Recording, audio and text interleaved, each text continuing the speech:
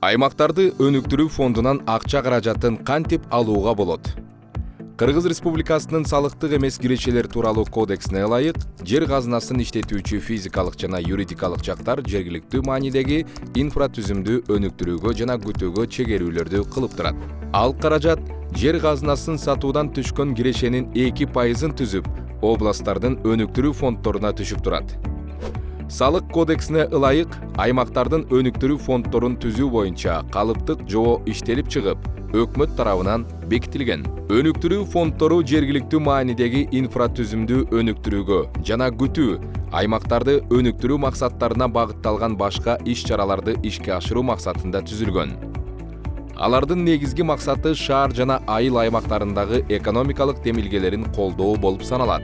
Фонддордогу каражаттардын максаттуу колдонулуусун камсыздоо үчүн калыптык жобого айрым толуктоолор киргизилген.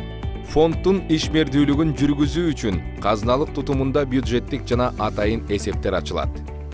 Фонддун каражаттары багытталган иш-чаралар бюджеттик жана атайын каражаттардан каржылануучу болуп экиге бөлүнөт.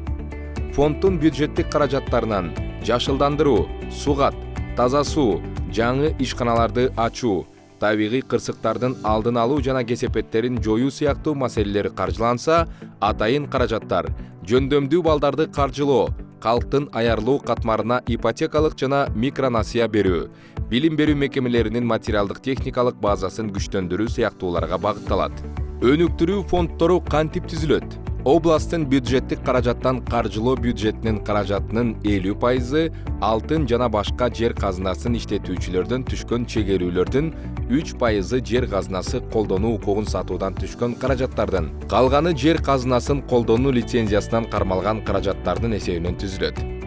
Ал эми атайын каражаттардан каржылоо бюджети донор жана демөөрчүлөрдүн ыктыярдуу төлөмдөрү жана мыйзам тыюу салбаган башка булактардын эсебинен түзүлөт.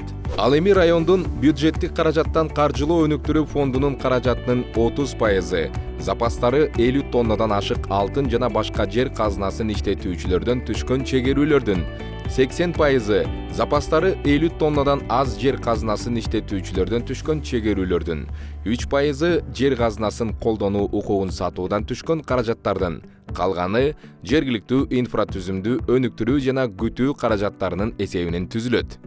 Ал эми атайын каражаттардан каржылоо бюджети донор жана демөөрчүлөрдүн ыктыярдуу төлөмдөрү жана мыйзам тыюу салбаган башка булактардын эсебинен түзүлөт.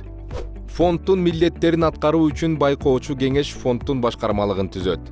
Башкармалыктын мүчөлөрүнүн саны 8 адамдан кем болбошу керек.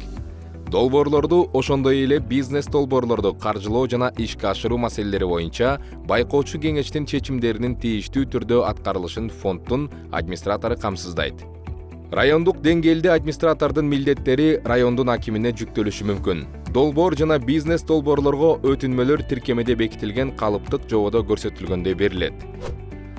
Фонддун ишмердүүлүгүн, материалдык техникалык базасын жана кызматкерлердин айлык акысын камсыздоо үчүн операциялык чыгымдар каралган.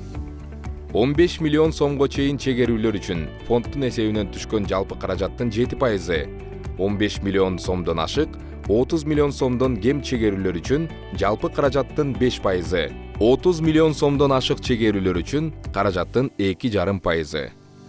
Кыргыз Республикасынын салыктык эмес кирешелер тууралуу кодексинин 130-беренесине ылайык, мамлекеттик маанидеги алтын кенинин запасы 50 тоннадан ашык болсо, чегерүүлөр төмөнкү тартипте болот. 50% областтын өнүктүрүү фондуна, 30% райондун өнүктүрүү фондуна, 20% жер казынасынын дарегине жараша тиешелүү жергиликтүү бюджетке. Ал эми алтын кенинин запасы 50 тоннадан кем болсо, чегерүүлөр төмөнкү тартипте болот. 80% райондун өнүктүрүү фондуна, 20% жер казынасынын дарегине жараша тиешелүү жергиликтүү бюджетке. Жер казынасын пайдалануу укугуна конкурс өткөрүүнүн тартиби жана шарттары жөнүндө жобонун 27-пунктуна ылайык, жер казынасынын объекти жайгашкан жергиликтүү өз алдынча башкаруу органынын бюджетине жер казынасын пайдалануу укугунун жыйынтыктоочу баасынын 3% чегерилет. Каражаттар жергиликтүү бюджеттин киреше булагына эсепке алынып, жергиликтүү кеңеш менен макулдашуунун негизинде сарпталат.